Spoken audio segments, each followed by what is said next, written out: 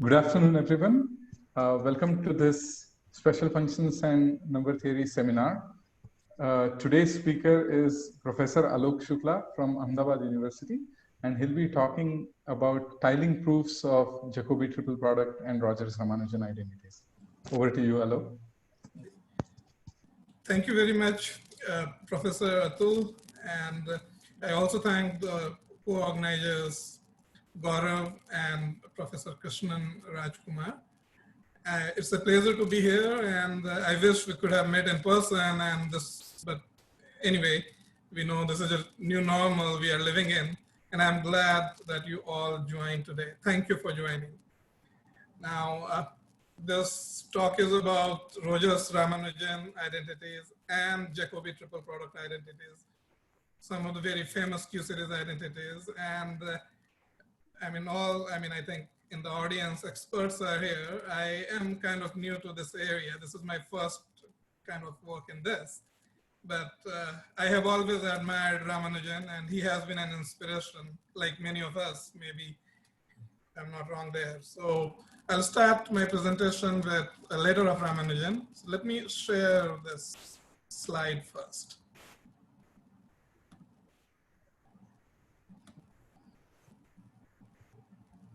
So I think most of us know about this famous letter of Ramanujan, and it also contained an identity like this. And it looks very beautiful, like on the right-hand side, we have certain quantities, and the way this continued fraction gives this result is remarkable. And Hardy has this to say on the above identity and some identity similar to that. So he says, yeah, it defeated me completely. I had never seen anything in the list like them before. A single look at them is enough to show that they could only be written by a mathematician of the highest class. And Rogers-Ramanujan identities, like they have a very interesting history. In fact, before Ramanujan, Rogers has already published a paper in 1894, but this paper was largely ignored, and Ramanujan discovered this identity on his own in somewhere around 1913, and the letter is actually, the identity in the letter is a consequence of these Rogers-Ramanujan identities, what we know them as now. But at that time, Ramanujan did not have a proof. So you can imagine Ramanujan's surprise when in the library, he found a journal, probably it was, I think, London's mathematics, never mind, I don't actually recall the correct name, so I'm not taking a time, but there was a journal in which Rogers published this, and Ramanujan found that paper in 1917. And he was totally surprised, and he was also impressed by Rogers' mathematical abilities and skills. And he communicated with him, and later on they collaborated, and they published a joint paper together with a simplified proof in 1919. So after that, there were many proofs published, and there's a very rich history of this identity. I will probably not get into that. There is even a book, which if you have not seen, I recommend. It's very nice. It's called Invitation to Rogers-Ramanujan Identities. It's a very nice invitation, and maybe you can refer to that. But very roughly, there are many generalizations of these identities, and there are various interpretations. Even there is a Lie algebraic way of understanding this, which is quite general. And they have also found applications in physics in hard hexagon model by Baxter. So let me now show the identities. And they're of course beautiful. They connect an infinite product to an infinite sum. And there are combinatorial interpretations. And as I said, there is a wealth of information, and there is like a great amount of work that these identities have inspired. So in this short talk, we'll not have time to get into all that. So I will maybe very quickly come to the tiling method of proving this, and I'll talk a bit about that. But before that, let me also say that the Jacobi triple product identity has been equally, or maybe, I don't know, I don't want to compare, it's not kind of an objective comparison, which is more influential, but this has also been a very influential identity, a very beautiful identity.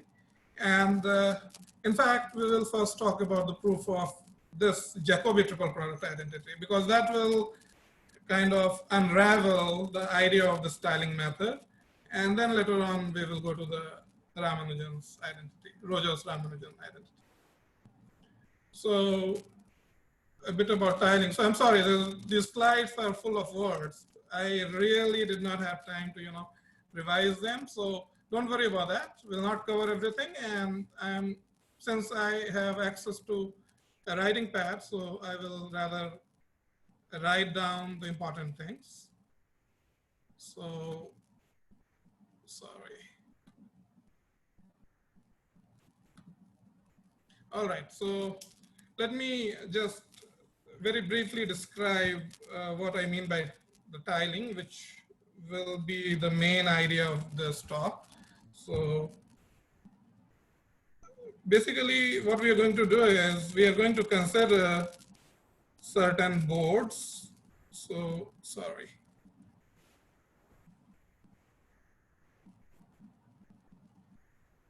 Okay, now it's better.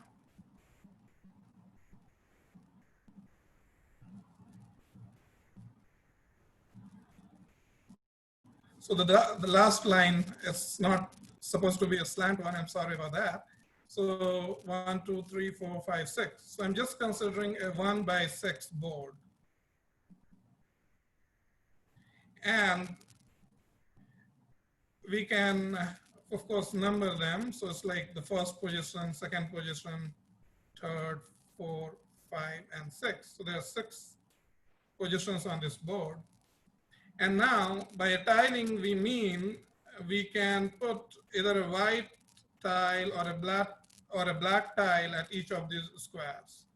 So for example, if I'm using, let's say, 1 white tile and 4 black tiles, then any one of them I can use 2 white tiles and 4 black tiles. Then any 2 white tile I can pick, and the remaining would be black. So let's say 2 and 3 are white, the rest of them would be black. So this would be a tiling. So a tiling consists of white and black tiles, which we place on each of these squares so that we completely tile this board. Now, with each position, we associate certain weights. So for example, we can associate a weight like, let's say, ZQ, ZQ square, ZQ to the power 3, ZQ to the power 4, ZQ to the power 5, and ZQ to the power 6. So there is a weight function, and in this case, it would be ZQ to the power I, where I is the position. So we have a weight function associated with a board. Now, once we have the weight function and once we have a tiling, so for example, we are considering a tiling here with 2 white and 4 black tiles as shown in this picture here.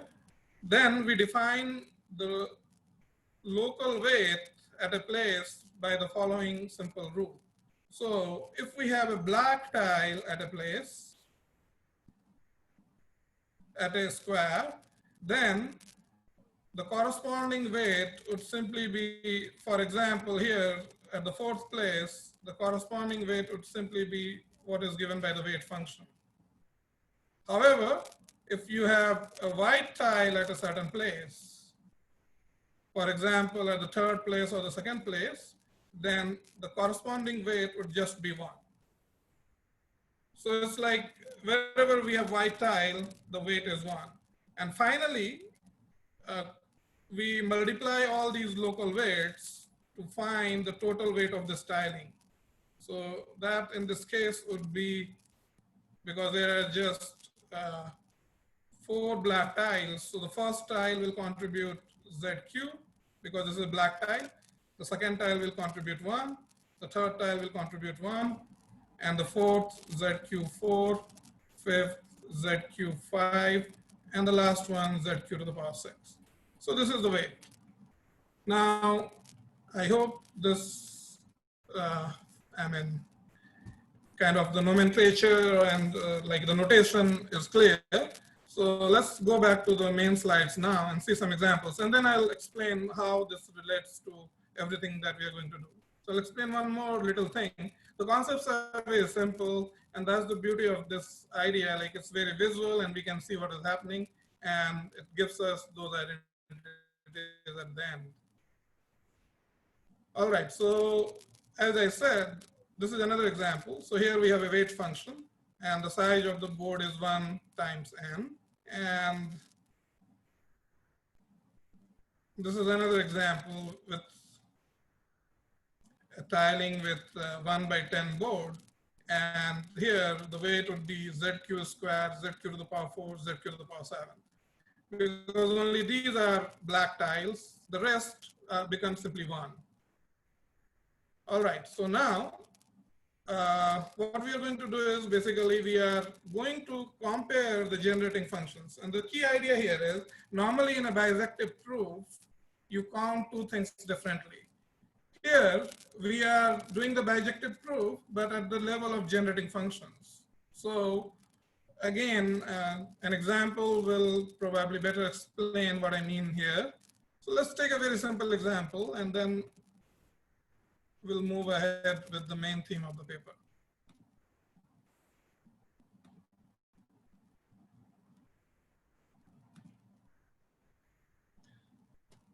So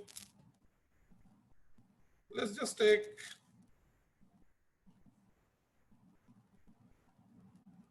a very simple board, a 1 times 2 board. Now, of course, it's very easy to see that there are 4 possible tilings here. So let's just associate some weight also. So let's say ZQ, ZQ squared. That's the weight associated with this.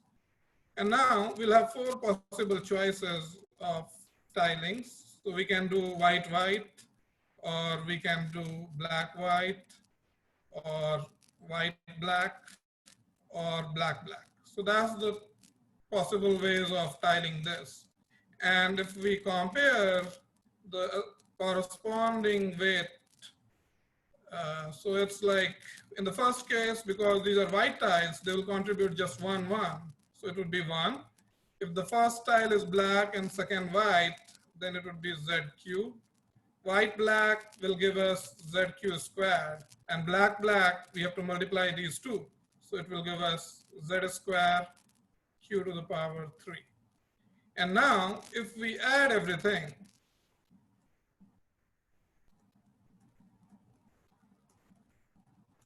then it's easy to see that we can also do this thing in a different way.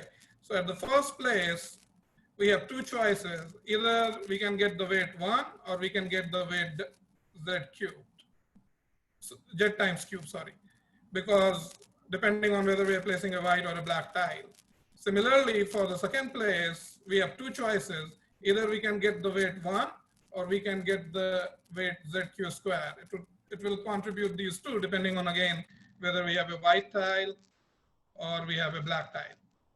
So in total, we can write this as 1 plus Z cubed times 1 plus ZQ squared. And this should be an identity. And this is a very simple combinatorial interpretation of, adding the tiling. So we have a similar kind of identity where on the one side we have a product, on the other side we have a sum.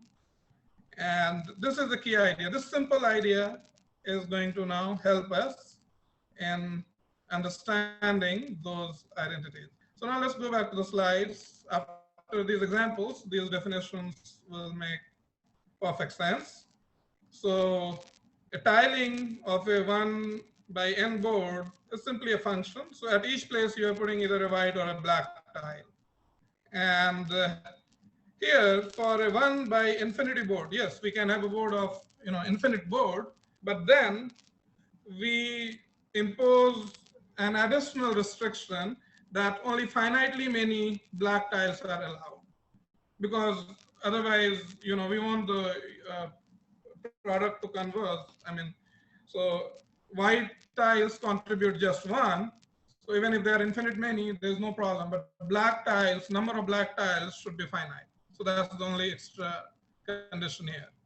And then this I have already explained, that the local weight is defined. It comes from the weight function. If the tile at the ith position is black, or otherwise it is 1 if it is white. And then the total weight of the tiling is found by taking the product of local weights, as we have seen in the examples.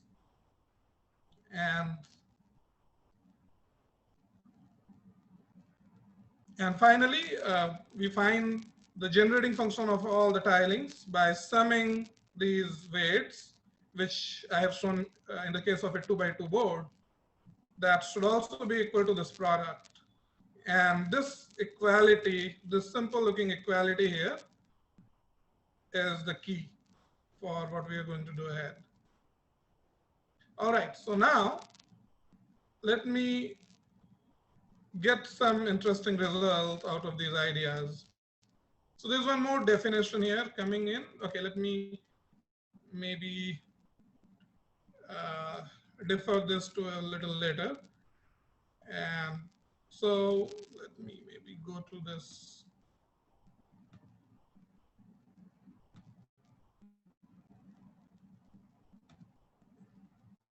Okay. So what we are going to do is we are going to do an example.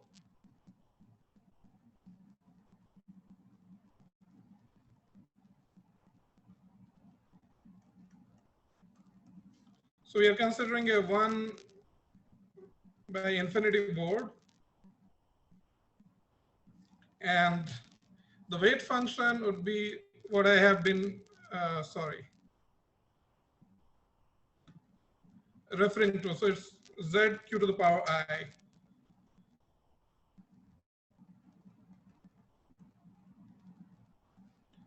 All right, so it means zq squared, zq to the power 3, and so on.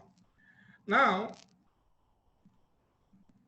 let's consider one concept, which is shifting of a tiling.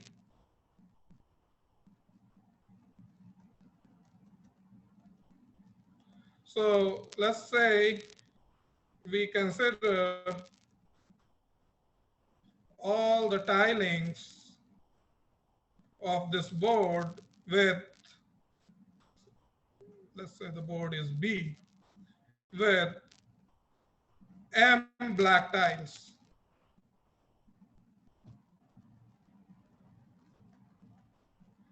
And we consider one tiling out of these. So there are many tilings of this board with M black tiles, and the associated generating function, we can denote that by F 1 comma M. So I'll explain this one where this one comes, but I'm just saying this is associated generating function.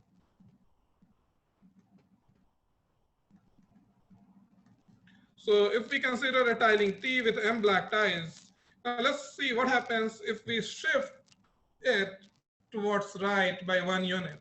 And we are keeping the relative, distances between the tilings, between the squares, the same. So if it is like,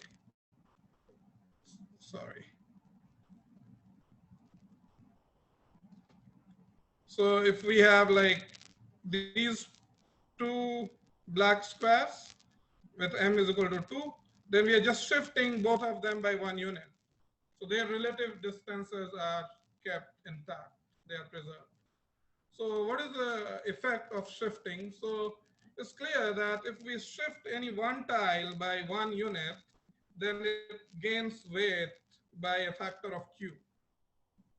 So z cube becomes zq squared. So shifting a black tile, one black tile is giving you a factor of q. Now, because there are m black tiles, so the associated factor would be q to the power m. So because each tile, if we shift, then it will get an additional factor of q to the power m. So when we are considering the generating function where we are summing everything, that q to the power m factor will still remain there.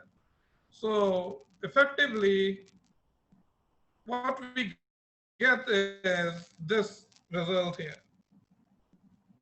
F2m is q to the power m f1m. And the 2 here means now we are in a way considering all the tilings that begin at the second position. Because initially F1m was all the tilings that started from the very beginning, because now we have shifted everything by 1 unit. So now we are considering the generating function F2m.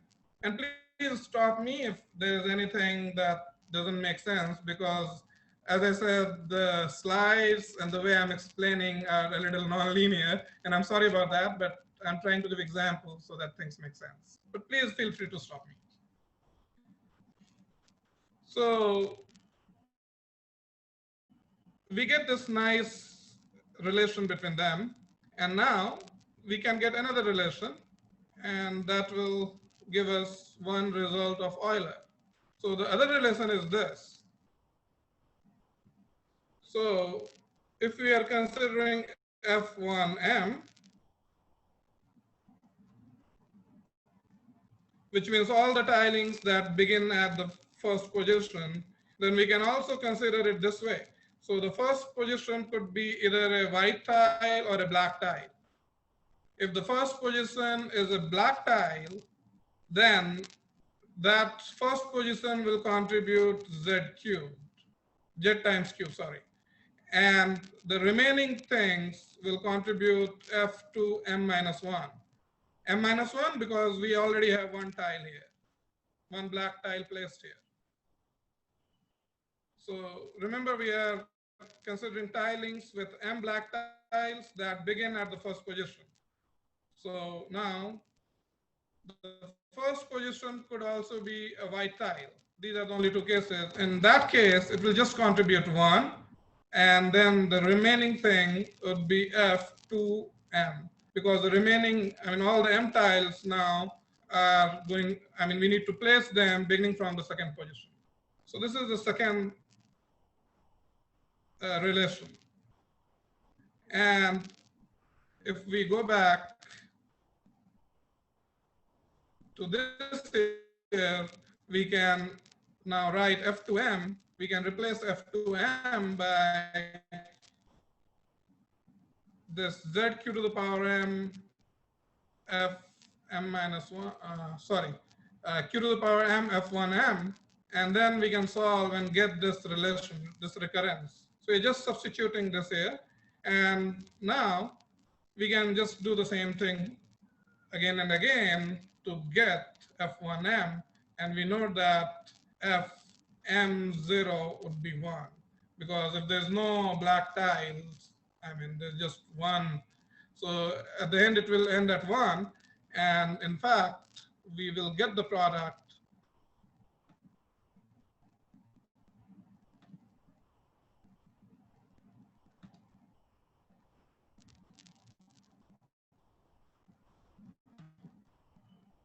So looking at this, we can see that f1m is z q to the power m, 1 minus q to the power m. The next thing would be z q to the power m minus 1, 1 minus q to the power m, and so on, until at the bottom we get 1 minus q. and it would be ZQ. And if we multiply this out and we add, then we recover this famous identity of Euler using the tiling method.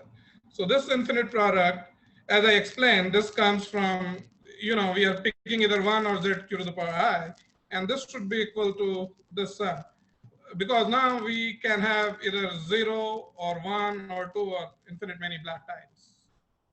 So these two generating functions should be equal. And this is what I meant by kind of a bijective proof at the level of generating functions. So we are counting the generating function in two different ways. We are calculating or computing them in two different ways. And this is very nice because we just have two simple visual relations, which is a pretty elementary level, and we are recovering this identity of Euler. And this is also proven in the reference number 4, which I want to show you. There, they have done it in a slightly different way, but that paper is the inspiration of my work here. So this is this paper, a tiling proof of Euler's pentagonal number theorem. Sorry about this. This would be Euler's, there's a typo there, and generalizations. So this is a very nice paper. And now with our approach, because we have proved Jacobi's identity using a tiling method, and the Euler's pentagonal number follows from that. So we have, in a sense, provided another tiling proof of Euler's pentagonal number theorem. So with this example, I guess the key idea of this method is clear. We are essentially just shifting things and finding the recurrence relation between them. And so the next thing would be proving what is known as the Q binomial theorem.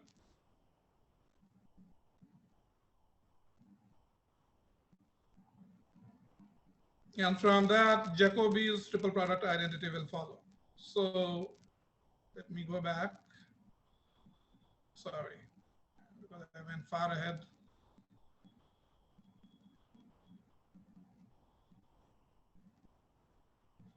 Okay, so the next important thing is the Q binomial theorem.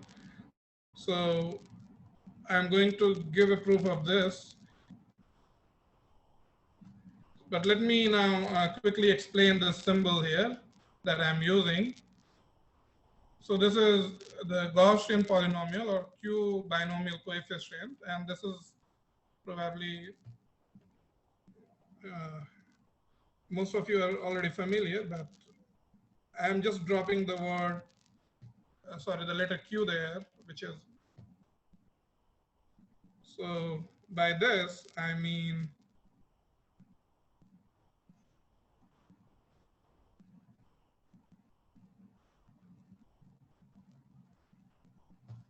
and this symbol has already been defined earlier, which I have shown.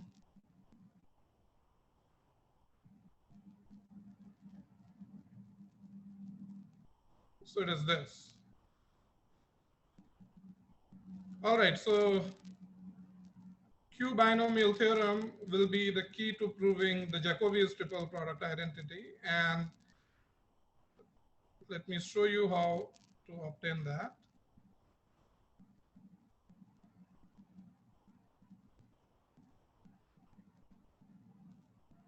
Okay, so we will consider 1 by n board, and the weight function will still remain the same. Now, let me just point out, so we have already considered this board, but now what we are going to do is we are going to consider a finite board. So in the case of Euler's theorem that we just derived, the board was of infinite length. So getting the recurrence was a little easy. Now we are considering a finite board. So we have to be a little bit more careful, but essentially the idea remains the same. We will compare the generating function and then get this identity. So for a finite board, one identity is this, which remains the same. So what is this? It tells you, again, F2M, the symbols have the same meaning. So F2M means all the tilings with M black tiles that begin at the position 2 on the board. So you cannot place any black tile at the first position when we are considering this. So this is the same as the previous case. So if you're considering n black tiles, at the first position, we can have the black tile, which will contribute Z cube. And the remaining, we have to multiply it by F2M minus 1.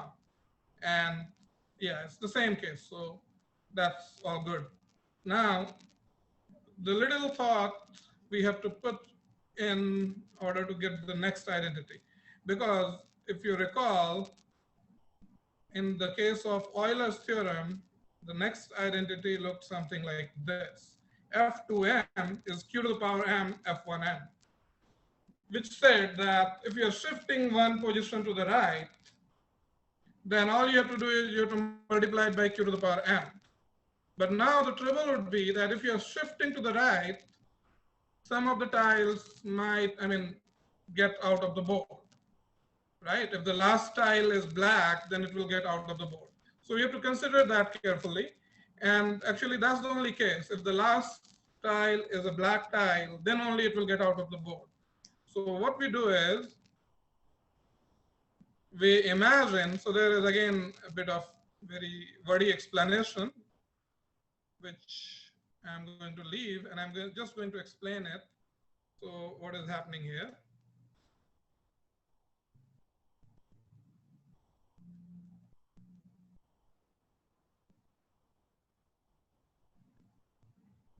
So let's say this is the nth position, and this is the first position, and we have zq. So this is zq to the power n. And what we do is we append one extra position at the very end, and we say its weight is zq n plus 1. Now, when we are multiplying these tilings by q to the power n, basically the effect is to shift them towards right. And now, if there are two cases, we just look at the last tile here. So it could be either white or it could be black. So if it's a white tile, then basically what we get is F2M, because all the M tiles are contained from 2 to the nth position. However, if it is a white tile, my bad, if it is a black tile, then it will be shifted here, and then it will contribute one additional zq to the power n plus 1.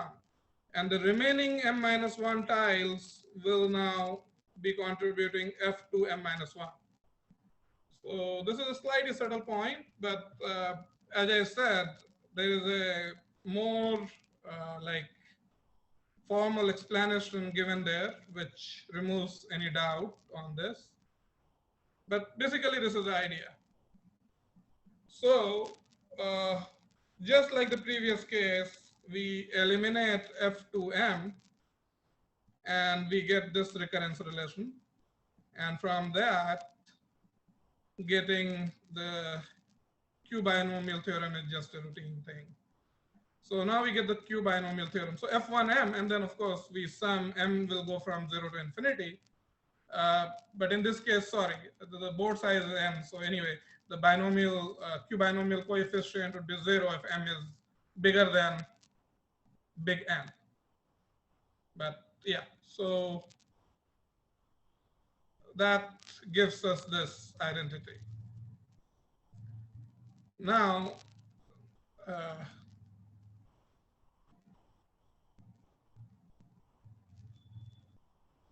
so now I have a few more lemmas and results.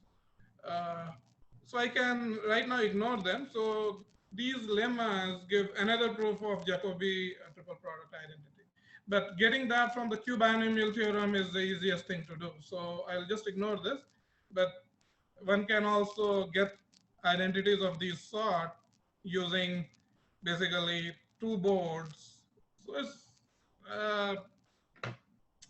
it's a very common combinatorial thing. There are two boards, then you distribute some of the tiles in between, and then you'll get these product kind of things. So this is just taking the classical combinatorial things to the Q analog of that. So there's nothing deep about it, but they give very nice, another nice proof of Jacobi triple product identity. And this is the generalization, which again I'm going to ignore. So now we come to this. Now the proof that I'm going to present is kind of the idea goes to Cauchy, and what he did was he took the finite analog of Jacobi triple product identity, and then from there he took the limit n goes to infinity and obtained this. So there is a certain amount of analysis, very simple, like changing the order of limit and sums that is involved, which I take it for granted, which is again not very deep. It's like the Levitt dominated theorem, or there's a Tannery's theorem. One can use that. So that's the idea. Prove the finite case first and then take the limit. So we already have the finite result in the case of Q binomial theorem using the tiling method. And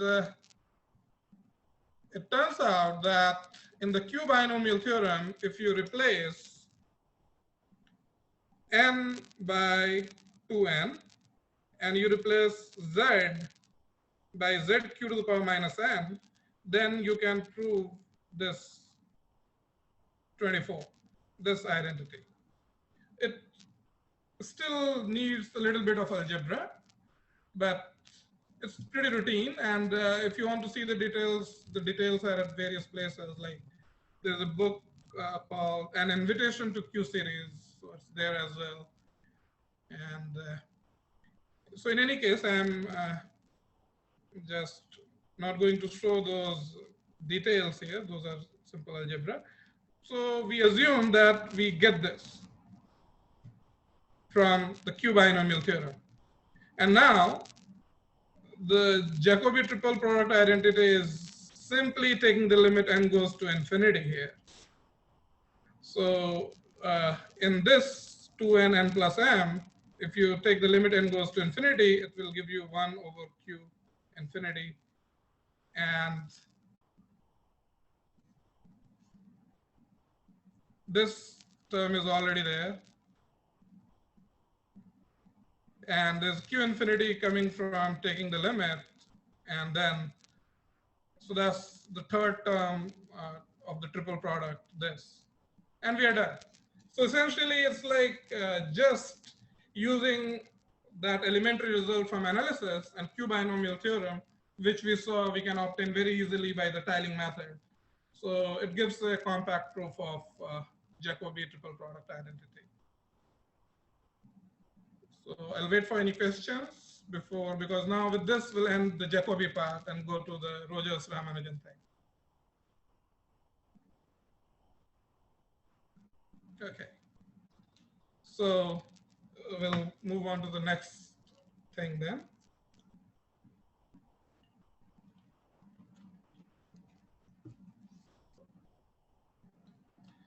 So as I said, there was a lemma and there's an alternate proof that avoids the Q binomial theorem, but essentially it's the same idea, taking the limit.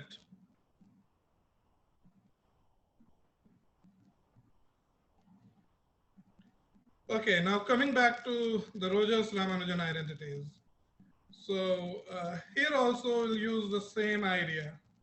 So we'll prove the finite version and then take the limit and goes to infinity and then obtain these identities. Now, let me say that this has already been done by, so then I'll just show you. I hope you can see my screen.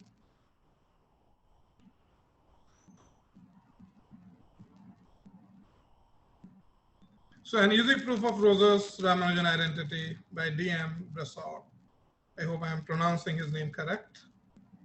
So this is a very nice little paper, and I kind of took main ideas from this. So essentially what I'm doing now is I'm going to give you a tiling proof of the key things that is contained in this paper. So he obtains the Rogers-Ramanujan identities by proving two key lemmas and then doing some algebraic manipulation, which are very simple algebraic manipulation. So the key lemma that he is going to use is lemma 1 in this paper. So let me go back to my presentation. And I'm going to use lemma 1 as well. And for that, we will need certain concepts, new concepts maybe. So that I'll describe. So this is the lemma 1 in that paper. So we can already see on the right-hand side, we have this Q squared. And if you look at the Rogers-Ramanujan identity, so we can see there are already certain similarities. And the Q binomial theorem, I mean that coefficient, sorry, that also comes here. So how to obtain this lemma? Now, of course, we can expand each of these terms in infinite series. So we have product of n infinite series. And very naively, we can now, when we are, multiplying these out of all, each of these n infinite series, we are picking one term. So we have to kind of convert this to the tiling idea, like how we can convert this to the tiling thing. So now we can take n boards, n infinite boards. And now we are going to consider the tiling of these boards, but our tiling would be now a little different than the previous case. Now each board can only have one black tile. So that will be the key idea here. And then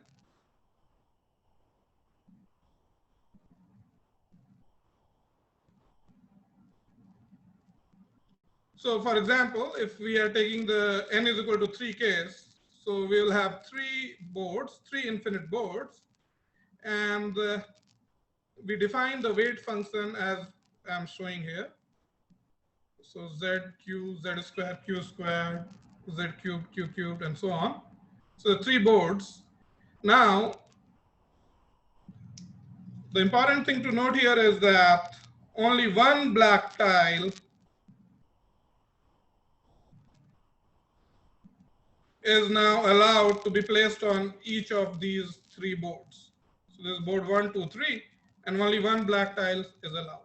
And if we find all the tilings, we can do what we did earlier. We can again do the generating function, equate, and we'll get that identity. All right, so now, there are various ways of placing one black tiles, right? And we have to somehow partition this. We have to somehow get the right-hand side. And that idea is now to use what is known as, I mean, not known as, I kind of named it as the level of the tiling. So we define a concept called level of a tiling. And it is this definition.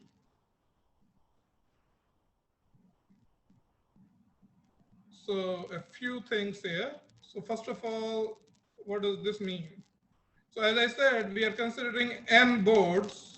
Maybe I'm showing them one on the top of the other. First board is at the bottom. And now this I1 denotes the position of the black tile, the single black tile on the first board. I2 denotes the position of the black tile on the second board, and so on. And there are n infinite boards. So these are the positions. So the tiling will be defined by this n tuple. Now, if all of them are 1, then the level of the tiling is defined to be 0. All of them are 1 means, if you're considering the 3 boards, then it simply says that you place the black boards, black tiles at the first position. So this would be level 0. Otherwise, we say that the tiling is of level j with one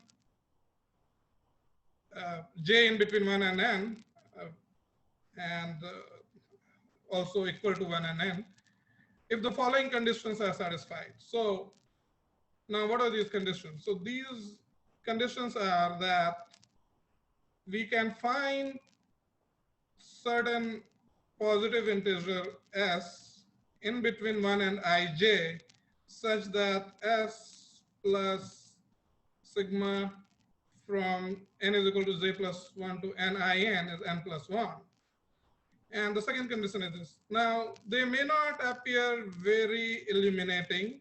So again, we'll go back to an example and make sense of them, that why they make sense. But please keep in mind, there are just two conditions. And one thing is clear, that we don't put any restrictions. So if you're talking about level J, then you don't put any restrictions on from 1 to like I1 to ij minus 1. So on the first board, second board, third board, up to j minus 1th board, you can place the black tiles in any way that you want. However, the restrictions are for these. So what are the restrictions? So for like we are considering level J, so beyond that up to n, the position must be in between 1 and j plus 1. So second condition should now be obvious. We are just restricting that. It cannot go beyond what level is plus 1. So let's get back to the picture. The pictures make things more clear.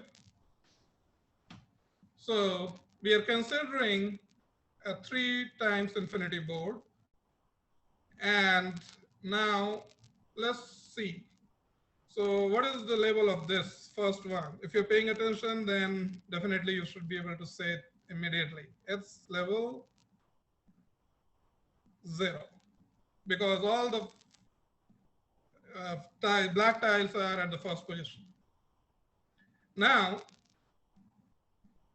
what are the conditions for level? So there are two conditions. The first condition was that if it is of level J, so I'm saying a tiling of level J, then what we need is we need some S such that S plus ij plus 1 dot dot dot up to in, this sum is n plus 1.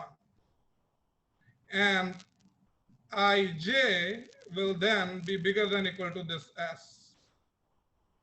And the second thing was that ij plus 1, ij plus 2, in, all these must remain between 1 and j plus 1. Of course, they cannot go below 1. So now let's look at the tiling here, level 1. So in the case of level 1,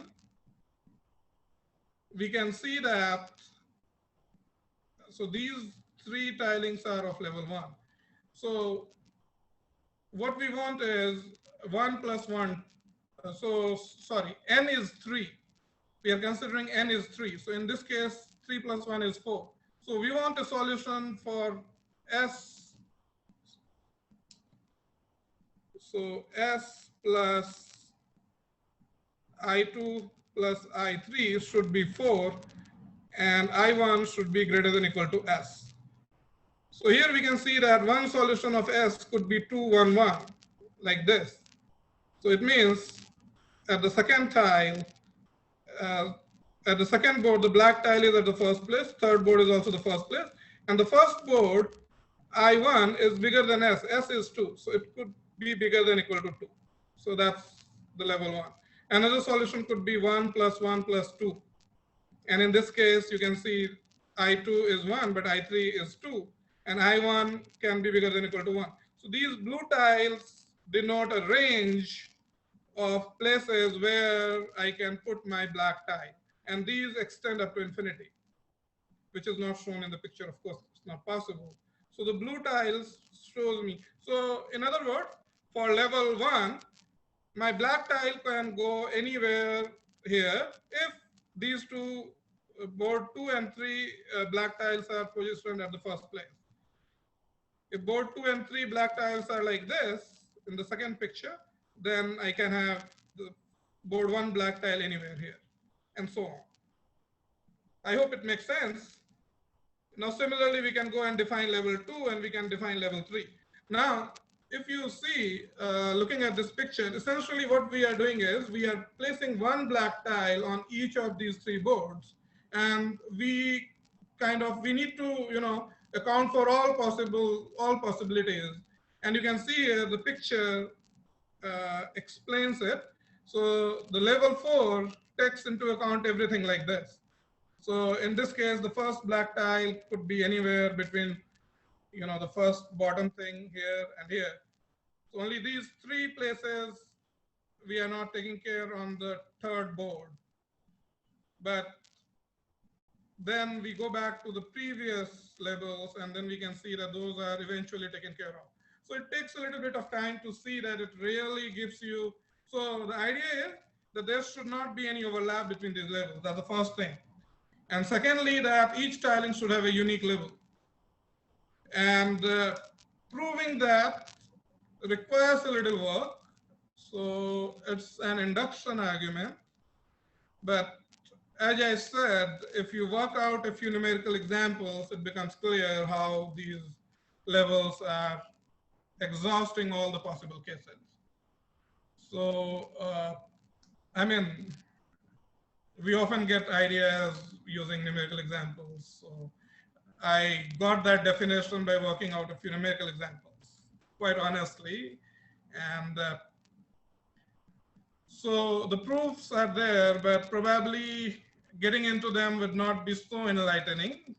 And therefore, I'll skip them. They are here, or they are in the preprint. So if you're interested to see the formal arguments, you are welcome to check that. So there's some induction argument. And with this, we get this lemma. Now, this was the key, because rest of the things are now just routine algebra. Because there is another lemma, lemma 2. Okay, sorry. So I have still not proved this. But once you define the concept of levels and work out, these are just the definition of levels, then the identity follows. The lemma is very easy to prove. Once the key thing was the levels, which I explained in depth. Once that is there, a very routine calculation. You just have to consider all the tilings of level J. And if you do that, you'll recover this. Multiplied by, some desktop. So essentially, you recover the right-hand side. So in other words, if we go back to this lemma, the right-hand side here sums everything of level J. And as we have seen, level can only be from 0 to n, and it exhausts everything. It exhausts this product. So we are giving a combinatorial tiling interpretation of this lemma, which is now the key lemma to obtain the next one, which is lemma 2. And let me show you the lemma 2 here. So if you look at this lemma, the key thing is if you have something like this, where q to the power m squared is there, on the right-hand side, you have q to the power a minus 1 m squared. So you're changing this coefficient here. And the key to proving this lemma is to use the lemma 1 and expand 1 over this term using that, and then do some algebra.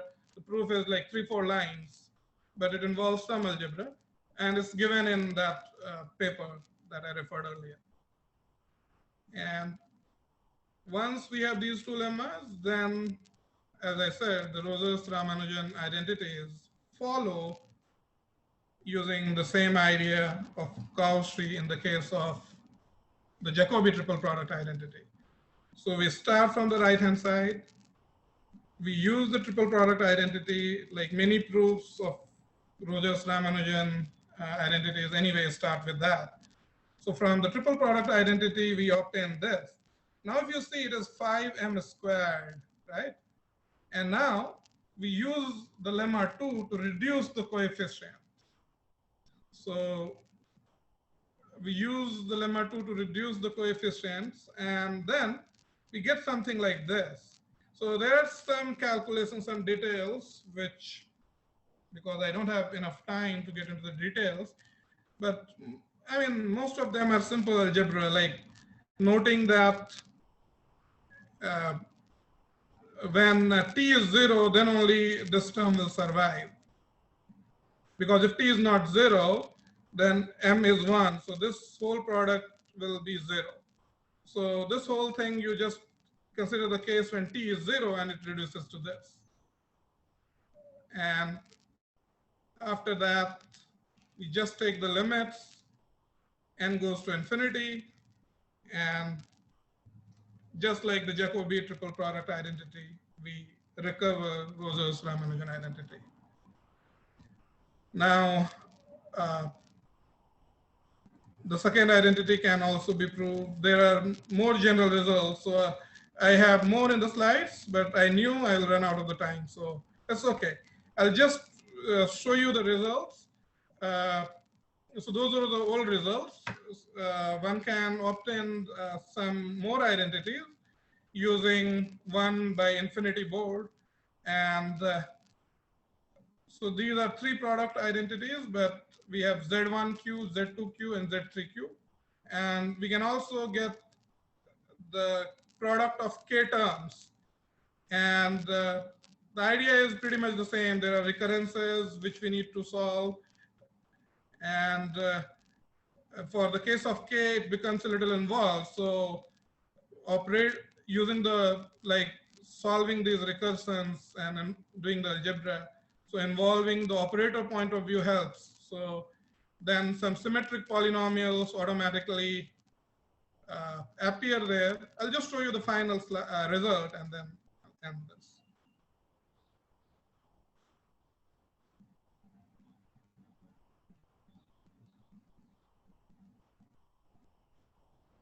So we have something like this. On the left-hand side, we have a product, but now we have Z1, Z2, Zk. So there are K terms here, an infinite product, and this is infinite sum, where Fm is recursively defined using this. And these are symmetric polynomials. And we can evaluate, first few terms so that you can evaluate the recursion. And moreover, we also have another identity where this Fm, which we obtained earlier, it can explicitly be written in this form. So all this using tilings. And in this case, there are no analytical results involved, it's just the recurrences obtained using tiling, and we obtained this. All right, so I think I have just 2 minutes left. So this is the right time to stop. And I thank you once again, everyone. If you have any questions, you're welcome to ask.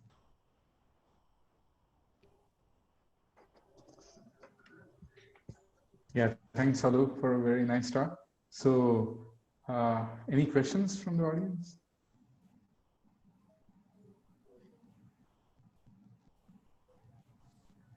Can I ask? Yeah, please. Yes. Now, your method of tiling, is it applicable to other identities or other systems also, or you designed it for Rogers-Ramanujan only? A very good question. So I have shown you one paper, which was my inspiration, which appeared in the Ramanujan journal. So they have used the method of tiling. They are using something different than what I did to get Euler's pentagonal number theorem. And there are other papers, so I will maybe go to the end.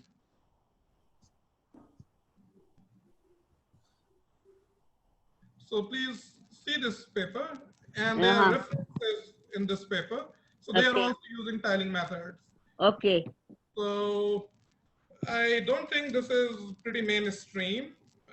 This is like, normally these identities have very beautiful partition interpretations. So in number theory, we are more interested in that.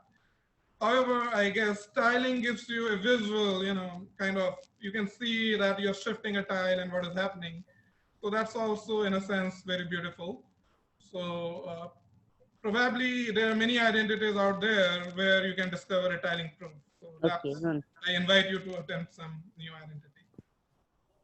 And one thing more I want to add. So you can use dominoes and squares and of different sizes. Like I'm just using white and black tiles. So you can use, So there's a reference, if you go to the reference section of this paper, you'll see some other papers where they are using that. So that was exactly my question, Alok. Oh, So and you were considering black and white. Now, if we have more colors, then can we actually adapt this method to get some new identities of that sort? Some Yeah, more exactly. involved So yes, there could be many possibilities here. Like even the boards can be, we're just taking that one by infinity. So the boards could be kind of more, fancy looking boards with some geometry, some structure there. So we can bring in more complications, and then some symmetry in the board will give us some new recurrence relations and all. So a lot to explore here. And so there have been studies already on such dominoes and other things that you were saying. Yes, there are two papers, as I said. I am sorry, I don't remember the names, but they are here. Again, I'm repeating myself here in the reference list of this paper. So, but apart from what I wanted on others, so maybe it's not so mainstream, because anyway, in these cases, like the Lie algebraic things, like the McDonald identities, and I mean, those are quite general, and probably people understand these so well, so no one is now going back to the elementary stuff. But actually, when you did the Euler's identity in the very beginning, you discovered that identity, right? Because you interpreted it in two different ways. The product side also you interpreted from one argument and then from the other argument. So it's not that, so many times it could lead to new identities as well, right? So I mean, to discover new identities also. Yeah, that's right. That's right. So the last slide that I've shown you, I mean, these are new identities, I believe, because now we are having K products and the symmetrical things are coming here. And if you specialize, like from this identity, if you put Z1, Z2, some, appropriate values, then, I mean, one can recover Euler's identities and many other results from here. So this is a more general set of identities. Oh, that's because you have Z1, Z2, right? So you can put Z1 is equal to I, for example, right? And Z2 is equal to something else. And then you can get nice, and these are symmetric polynomials, so which is another nice thing. Right, right. Yeah.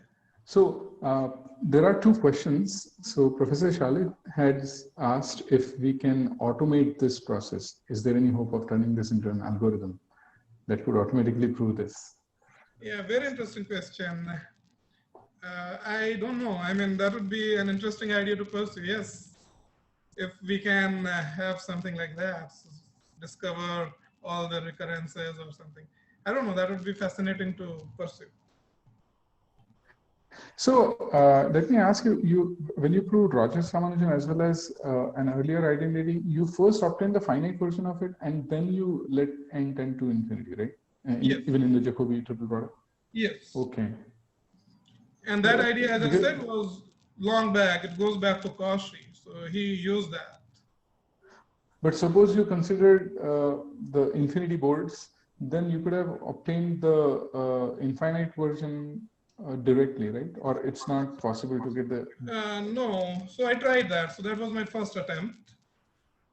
We get, like, if you do the Jacobi triple product with an infinite board, you can get something like what I'm getting here. So just to specialize this to 3 products, so you'll get something different, not exactly the Jacobi triple product. So in a sense, so this is another, so on the left-hand side of the Jacobi triple product, you have 3 products. That you can obtain here, but the right-hand side would be something different. So you will get another identity. I mean, okay. Kind of. Now, this is very interesting because generally the finite versions of Q series identities are somewhat difficult to prove. Yeah, exactly. So I was actually trying with the infinite board. So that was my first attempt. And then that's why all these new results are there, but the old results ultimately I could prove using the finite board. And like getting the recurrences for finite board was a little harder because for infinite board it's easy. You just shift it and get the recurrences easily. But with the finite board it becomes, it's not too hard, but it's a little more subtle. Can I ask something? Yes, sure. This reminds me of symbolic dynamics. Is there some relation with symbolic dynamics? You know, you take this Yeah. That's right. So map. what is your question exactly? So should I go back to those slides? Or? No, I'm saying that is there any relation with symbolic dynamics? Because it reminds me of that. The shift map, you have sequences and shift map. So I'm just wondering. I'm not actually familiar with that thing. I mean, what the shifting thing, what I did was essentially, yeah, I know. I mean, probably there is this Q calculus kind of thing. Yeah, so probably there is those operators where the operators don't commute and there is a Q thing appearing and there's some area of mathematics there, but I'm No, not. I think so. If you take an infinite product, like say of finite groups, then there is a shift map you take, and then you study the properties of shift map. Since you're shifting things, I was Yes. wondering whether it had anything to do with it. I mean, lot Yes. of dynamics, especially in compact groups, can be explained like, you know, by these shift maps, and many such systems would come out of as subsystems of shift maps. So it's just reminiscent. So I was just wondering, but maybe it's Oh, okay. Interesting. So look, there are two more questions. Manjil has asked, do you also get back other identities proved by little sailors as well as Icon, Nam, Son identities using your ideas? For example, the identity of Sylvester proved by Eichhorn et al., of which Euler's pentagonal number theorem was the corollary. So he's asking whether you can get some more identities from their papers. No, I'm not attempted. So just a personal thing here. So I did this work when I was in Canada under lockdown. And so the day I submitted this paper, I was also frantically trying to book my return flight ticket for Vande Bharat flight mission, those of you who know. So I really did not get time. But yes, I think there is an opportunity here to look back at many of those identities and see if we can bring them into this framework, like using tiling, maybe as Atul, you have suggested, using more colors or maybe dominoes and squares. And so probably that would be very interesting. And the last question by Arithram is combinatorial tiling models to prove recurrence relations of Chebyshev polynomials are there in a book by Thomas Cauchy on Fibonacci and Lucas polynomials. Do we have similar combinatorial tiling models for other orthogonal polynomials? Again, I'm sorry, I'm not aware of this. The combinatorial things, the tiling, personally, I read long back when I was an undergrad, like probably, after that, I guess, proofs that count. So that's the book that I really like. So my association to tiling goes to that book. It's very nice. If you have not seen this, I recommend that. But apart from that, no. I am not an expert in that side. Any other questions? Any other questions? Yeah.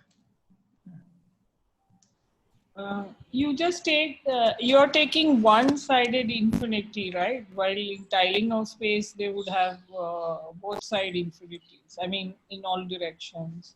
So are there examples like that where you have both infinity on the right and top, or, I mean? A very good question. So I consider that. So when you consider two infinite boards, it kind of takes care of that. So it's like, if you do one board with infinity, what essentially is happening is, let's say you're taking m black tiles. Oh, okay. Then out of those m, you'll place certain black tiles on the right and certain on the left. Yeah, that would be. Right. So it will give you that kind of identity, which there was a lemma that I skipped, which you can also obtain by using two boards, one on the top of the other. So it's the same thing. You can also think of it as coordinates where one side, this way it's going to infinity, and in the other direction on top it's going to infinity or something, by just 2 or 4 boards. Okay, Yes. that's interesting. Yeah, that would be interesting. Exactly. So there, as I said, I'm very happy. They're very good questions, and I mean, I guess this could be pursued further, and probably there are more interesting things hidden out to be there to be discovered. That's the hope, at least.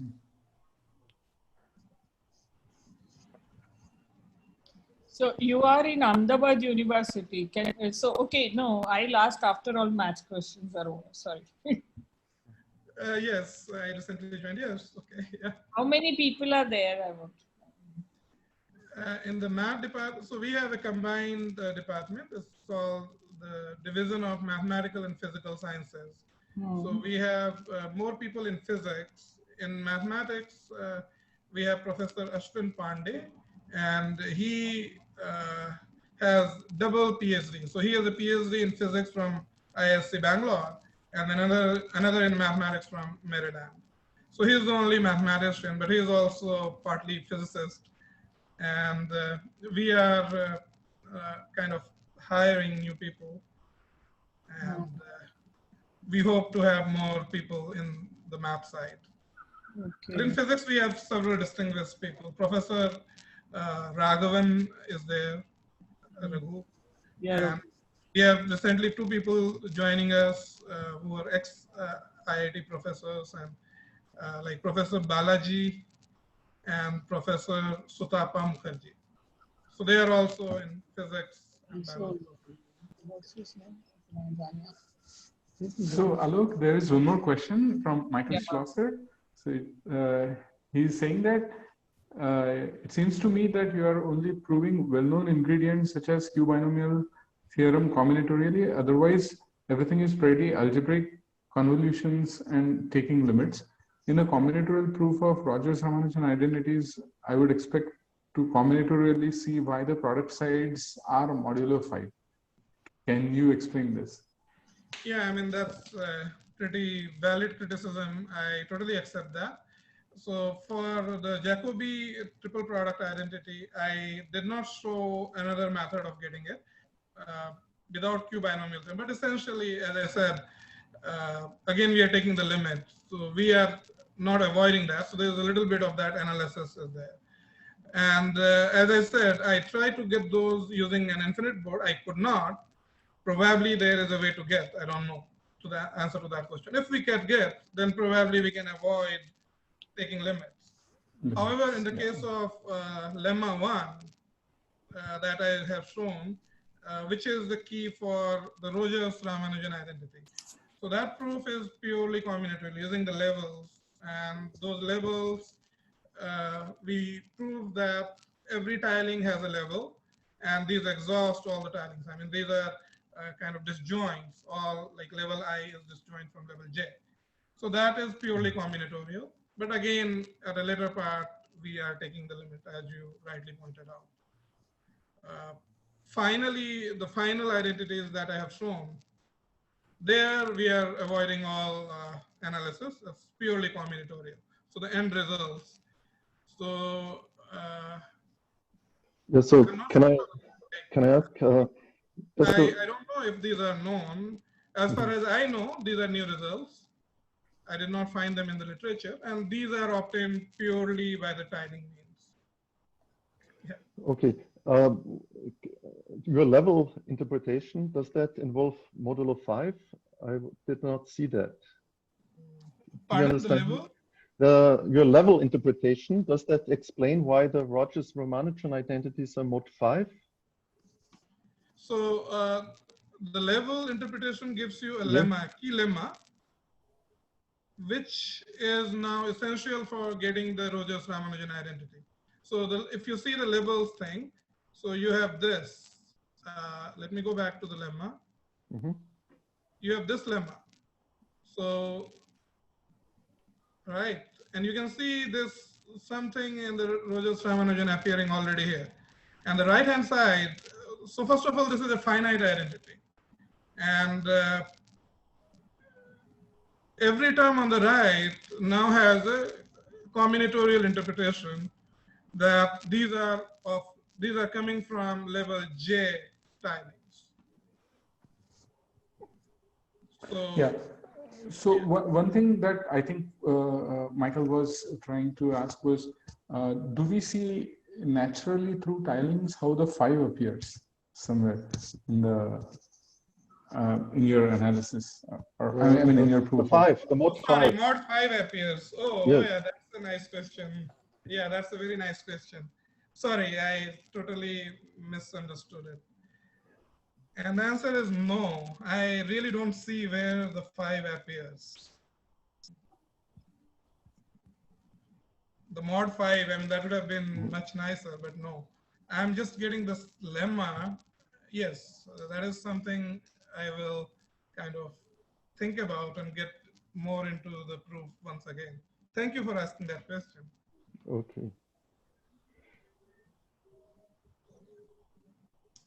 If there are no further questions, let's thank Alok again for a very nice talk. Thank you, Alok. So I guess Alok has just moved from Canada to India and he's still under quarantine, if I'm not mistaken. So he still found time to give a nice talk to all of us. So thank you very much, Alok, for that. Just 1 minute. He's giving me nostalgia. I was in Winnipeg in 1994. Oh. You know, visiting Garmani, Peter McClure, Usmani, Shiva Kumar. I had a wonderful time. Very nice. Very good talk. Thank you very much. Thank you very much for attending this. And I also look forward to attend future talks. And I'm very happy to, join this community. We are all, under a very difficult time, but yes, math is something that gives all of us happiness. And hopefully we will be able to meet soon. I think Professor Shah, you are muted. So, अभी नहीं अभी वो थोड़ा उसमें पानी है